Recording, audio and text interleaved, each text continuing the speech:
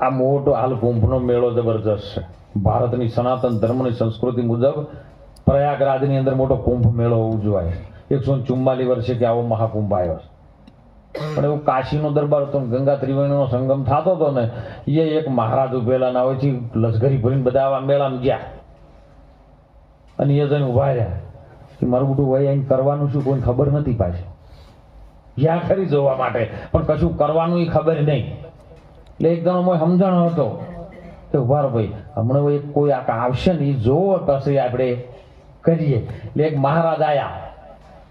મહારાજ સીધા ગંગામાં સ્નાન કરવા માટે આટલા પાણી ગયા. એટલે પેલા બધા જોઈ રહ્યા ઉભા રહો, મહારાજ જેટલું કરી દીધું ને બહાર નીકળે પછી આપણે કરીએ.